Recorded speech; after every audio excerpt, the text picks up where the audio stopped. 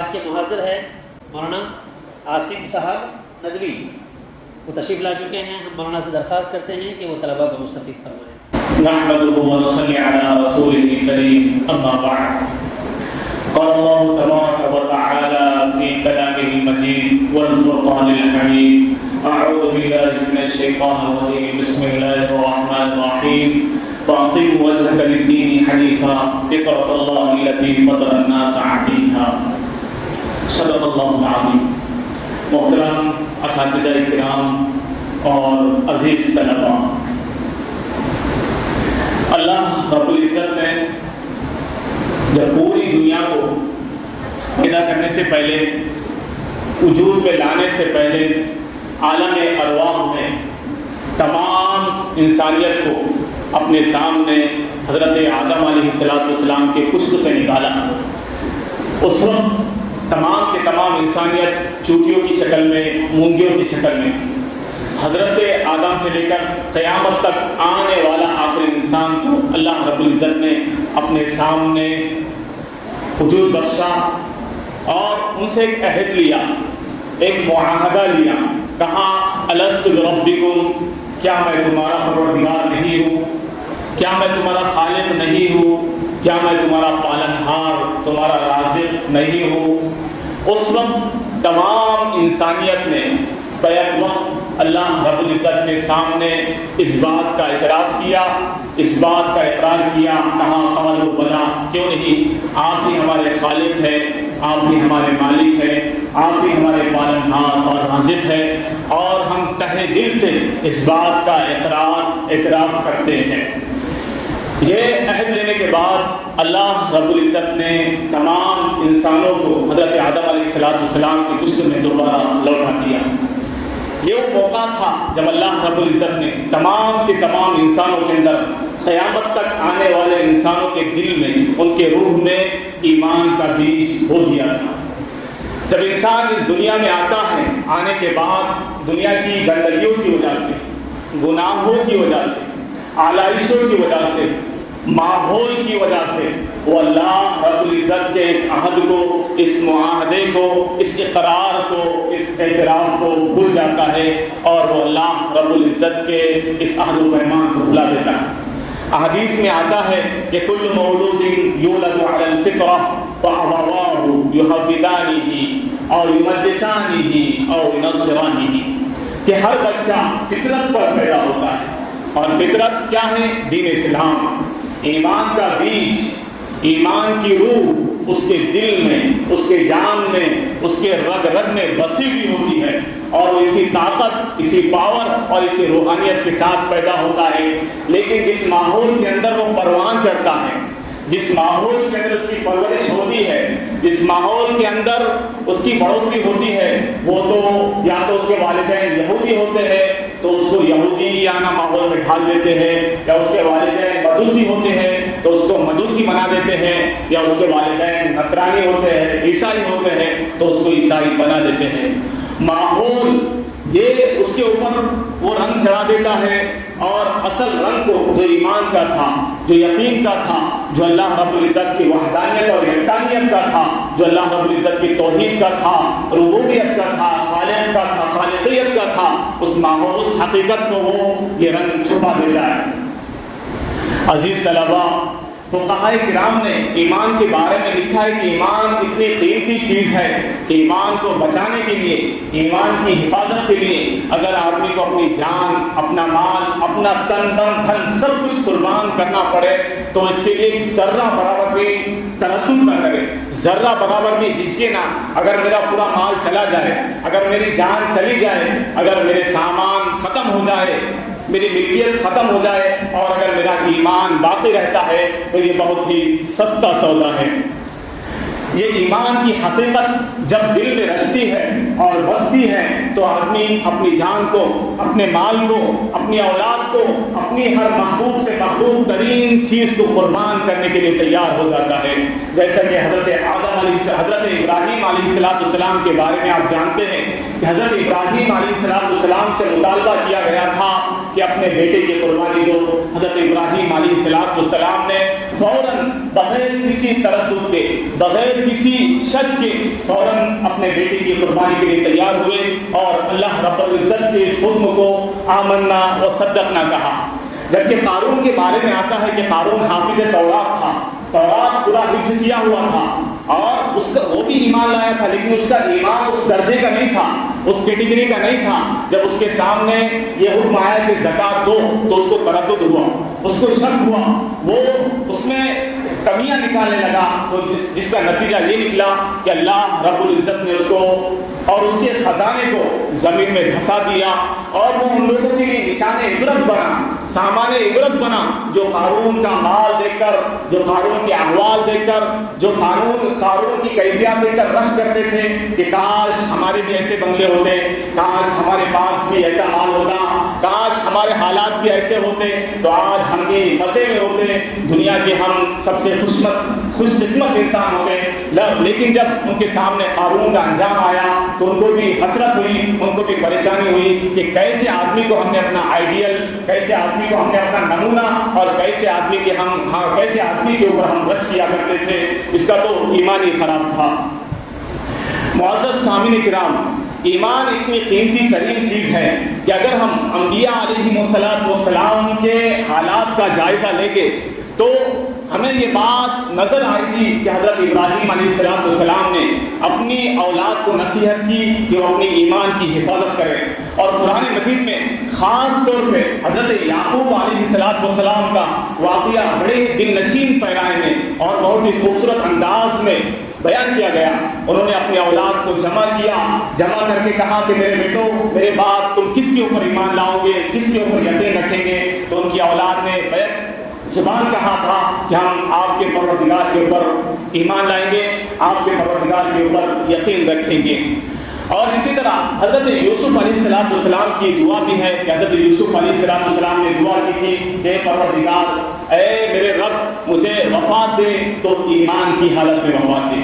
ایمان اتنی قیمتی چیز ہے کہ انبیاء علیہ السلام اپنے تعلق سے بھی اور اپنی اولاد کے تعلق سے بھی اس سلسلے میں فکر مند تھے کہ کہیں ہمارا ایمان کے بارے میں کوئی ایسا عمل نہ ہو جس سے ہمارا ایمان کمزور ہو جائے یا ہمارا ایمان سلب ہو جائے. انہوں نے اپنی بھی فکر کی اور اپنی اولاد کی بھی فکر کی. معزز سامعین کرام، یہ ایمان ایسی چیز ہے جب پختہ ہوتا ہے تو انسان تنہائیوں کے اندر بھی اللہ رب العزت سے ڈرتا ہے. اس کی جلوتیں، اس کی خلوتیں یکساں ہو جاتی ہیں، چاہے وہ تنہائی میں بیٹھا ہو یا جنب غفیر میں یا مجمع عام میں بیٹھا ہو. لیکن جب اس کا ایمان پختہ ہوتا ہے، یقین پختہ ہوتا ہے، تو چاہے رات کی اندھیری ہو یا دن کا اجالا ہو، چاہے تنہائی ہو چاہے مجمع عام ہو، بندے کی ایک ہی کیفیت ہوتی ہے کہ میرا اللہ مجھے دیکھ رہا ہے اور میں جو بھی کام کروں گا تو مجھے میرے اس کام کا جواب اللہ رب العزت کے یہاں دینا ہوگا. اس سلسلے میں حضرت عمر رضی اللہ تعالیٰ عنہ کے زمانے کا ایک واقعہ بڑا مشہور ہے کہ ایک ماں نے اپنی بیٹی سے کہا کہ بیٹی ذرا دودھ میں پانی ملا دو. بیٹی نے کہا کہ اماں جان، خلیفہ حضرت عمر رضی اللہ تعالیٰ عنہ نے اس بات سے منع کیا ہے کہ ہم دودھ میں پانی ملائیں. ماں نے کہا کہ بیٹی، حضرت عمر رضی اللہ تعالیٰ عنہ تھوڑی دیکھ رہے ہیں، ان کو تھوڑی اس بات کا علم ہے. تو بیٹی نے کہا کہ اماں جان، اگر حضرت عمر نہیں دیکھ رہے تو کیا ہوا؟ عمر کا رب اور عمر کا خالق، عمر کا پیدا کرنے والا تو ہمیں دیکھ رہا ہے. میرے عزیز دوستو، یہ ایمان ہی ہے جو انسان کو اس طرح کے اعمال کرنے پر ابھارتا ہے. اسی طرح صحابہ کرام کی ایک جماعت سفر کر رہی تھی تو انہوں نے ایک چرواہے کو دیکھا جو بکریاں چرا رہا تھا. ایک صحابی نے کہا کہ ہمیں ایک بکری بیچ دو.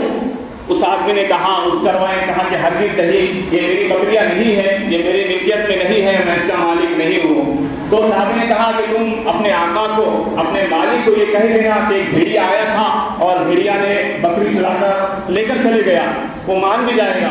تو اس چرواہے نے کہا این اللہ این اللہ این اللہ. اگر ایسی بات میں کہوں، ایسا جھوٹ میں اپنی زبان سے نکالوں تو اللہ کہا ہے، اللہ کہا ہے، اللہ کہا ہے.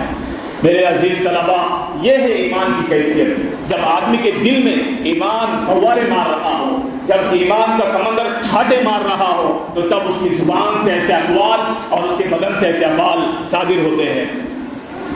اور ایک چھوٹا سا واقعہ جو ایمان کو بتلاتا ہے شیخ عبد القادر جیلانی کے بارے میں، کیونکہ والدہ کا کتنا پختہ ایمان تھا اور اسی ایمان کی کیفیت، اسی ایمان کا اثر ان کی اولاد کے اندر بھی منتقل ہوا تھا۔ جب انہوں نے اپنے بچے کو طلب علم کے لیے روانہ کیا اور ان کے آستین میں 40 دینار سونے کی اشرفیہ 40 سونے کی اشرفیہ سیدھی اور کہا کہ بیٹا کبھی بھی سچ بولنا، جھوٹ نہیں بولنا۔ ایمان کا اور سچائی کا بڑا گہرا تعلق ہے، بڑا گہرا واسطہ ہے۔ اگر ایمان نہیں ہوگا تو آدمی کی زبان سے سچائی نہیں نکلے گی، سچ صدق نہیں نکلے گا بلکہ جھوٹ ہی نکلے گا۔ ایمان جتنا پختہ ہوگا، یقین اللہ رب العزت کے ذات کے اوپر جتنا گہرا ہوگا، اتنی آدمی کی زبان سچی ہوگی۔ چنانچہ راستہ طلب علم کے لیے سفر کرنے لگے۔ راستے میں ایک جگہ ڈاکوؤں نے قافلے کے اوپر حملہ کیا اور قافلے والوں کا پورا ساز و سامان چھین لیا۔ ایک ڈاکو شیخ عبد القادر جیلانی کے پاس بھی آیا اور ان سے کہا کہ تمہارے پاس کچھ ہے؟ تو شیخ عبد القادر جیلانی جو کہ معصوم بچے تھے، انہوں نے اپنی معصومیت سے بھرا جواب دیا کہ ہاں میرے پاس 40 دینار 40 اشرفیہ سونے کی ہے جو میری ماں نے چلتے وقت میرے آستین میں سی دی تھی۔ ڈاکو کو بڑا تعجب ہوا کہ اتنا چھوٹا سا بچہ، اتنا معصوم سا بچہ بغیر کسی ڈر کے، بغیر کسی خوف کے، بغیر کسی جھجک اور تردد کے ایسا جواب دیتا ہے۔ وہ اپنے سردار کے پاس گیا اور کہا کہ ایک معصوم بچہ ہے، وہ کہتا ہے میرے پاس 40 دینار ہے۔ چنانچہ ڈاکو کا سردار آیا، اس نے بھی پوچھا اور جب آستین کو تلاشا گیا، جانچ کی گئی تو اس میں واقعتاً 40 دینار سونے کی اشرفیہ نکلی۔ تو ڈاکو کے سردار کو بڑا تعجب ہوا، اس نے پوچھا تم نے چھپایا کیوں نہیں؟ تو بچے نے جواب دیا کہ میری ماں نے نصیحت کی تھی کہ زندگی کے کسی موڑ پر بھی بیٹا جھوٹ مت بولنا۔ تو یہ تھا ایمان کا اثر۔ وہ ڈاکو کا سردار پورا مسلمان ہو گئے اور قافلے والوں کو ان کا ساز و سامان واپس کر دیا۔ معزز حاضرین کرام، یہ ایمان کی پختگی ہے، یہ ایمان کی صلابت ہے، یہ ایمان کی راسخیت ہے جو انسان کو سچ بولنے پر ابھارتی ہے۔ اور انسان کے اندر جب ایمان جتنا پختہ ہوتا ہے اتنا اس کا اللہ کے اوپر یقین بڑھتا ہے اور وہ حالات سے گھبراتا نہیں۔ حالات چاہے جیسے بھی ہو، حالات چاہے جتنے بھی خراب ہو، حالات چاہے جتنے بھی سنجیدہ اور سنگین ہو، انسان کا ایمان والے کا ایمان اللہ کے اوپر اتنا ہی پختہ اور گہرا ہوتا جاتا ہے۔ بنی احادیث کے اندر ایک واقعہ آتا ہے کہ بنی اسرائیل کے اندر 3 لوگ تھے، ایک کوڑی تھا، ایک گنجا تھا اور ایک اندھا تھا۔ اللہ رب العزت نے ان کے پاس ایک فرشتہ بھیجا ان کی آزمائش کے لیے، ان کے ایمان کو، ان کے یقین کو آزمانے کے لیے کہ ان کو اللہ رب العزت کے اوپر کتنا ایمان ہے، کتنا یقین ہے۔ تو فرشتہ اس کے پاس آیا، کوڑی کے پاس آیا اور کہا کہ تیری چاہت کیا ہے، تیری خواہش کیا ہے، تو چاہتا کیا ہے؟ تو کوڑی نے کہا کہ میں یہ چاہتا ہوں کہ مجھے جو بیماری لگی ہوئی ہے اللہ رب العزت اس بیماری کو زائل کر دے اور مجھے خوبصورت رنگ دے دے۔ چنانچہ وہ فرشتے نے اس کے اوپر ہاتھ پھیرا اور اس کوڑی کی بیماری ختم ہو گئی۔ پھر فرشتے نے کہا کہ تمہیں کیا چاہیے؟ تو اس نے کہا کہ مجھے اونٹنی چاہیے۔ فرشتے نے اونٹنی دی اور برکت کی دعا دے کر چلا گیا۔ پھر فرشتہ ایک گنجے کے پاس آیا اور اس سے کہا کہ تمہاری چاہت کیا ہے؟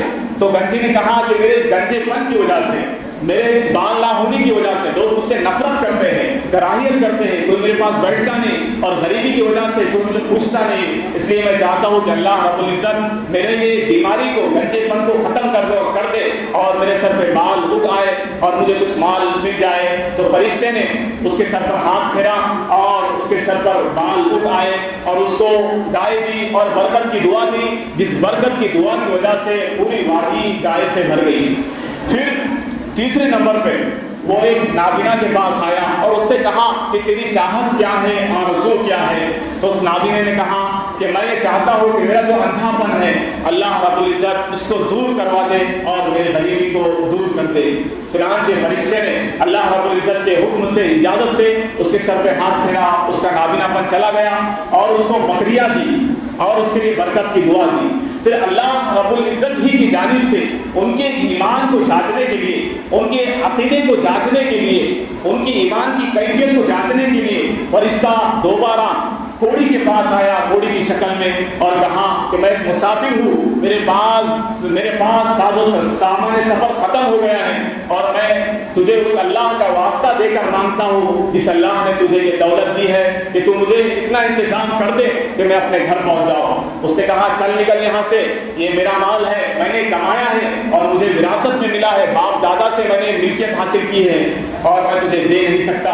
فرشتے نے کہا کیا تجھے وہ وقت یاد نہیں ہے جب تو کوڑی تھا، لوگ تجھ سے دور بھاگتے تھے، تجھ سے نفرت کرتے تھے، غریبی کی وجہ سے کوئی تجھ سے ملتا نہیں تھا، اور میری یہ بدعا ہے کہ اللہ تجھے دوبارہ اپنی اسی حالت پر واپس لوٹا دے۔ چنانچہ فرشتے کی بدعا کی وجہ سے وہ کوڑی دوبارہ کوڑی بن گیا۔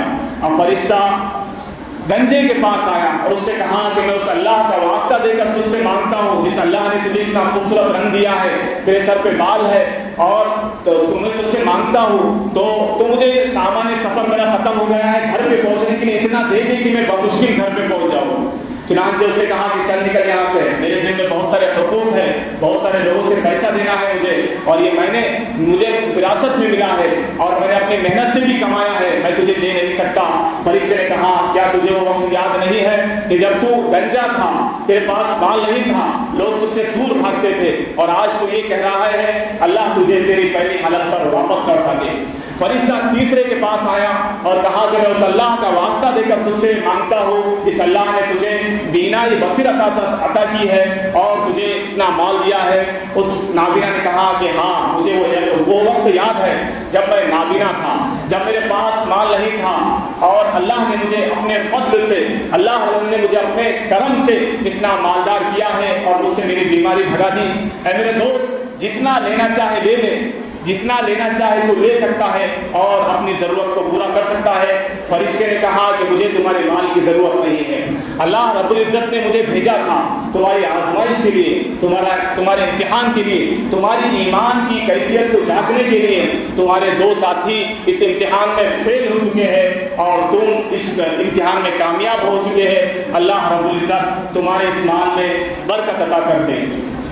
معزز حاضرین کرام، یہ ہے ایمان۔ ایمان بہت ہی قیمتی چیز ہے اور ایمان کو آخر وقت تک انسان کو بچانے کی کوشش کرنا چاہیے، اور انسان کے پاس سب سے قیمتی چیز، سب سے قیمتی جوہر یہی ایمان ہے، اور یہی وہ چیز ہے کہ جس کے اوپر آخر وقت تک شیطان ڈاکہ ڈالنے کی کوشش کرتا ہے۔ جب انسان کا نزع کا عالم ہوتا ہے، انسان اس دنیا سے منتقل ہوتا ہے، اس وقت بھی شیطان انسان کے پاس آ کر اس قیمتی جوہر کو، اس قیمتی چیز کو، اس قیمتی طاقت اور قوت کو چھیننے کی کوشش کرتا ہے، اور وہی بندہ کامیاب ہوتا ہے جو اپنے ایمان کی حفاظت کرتا ہے اور اپنی ایمان کی حفاظت کرتے ہوئے اس دنیا سے رخصت ہو جاتا ہے۔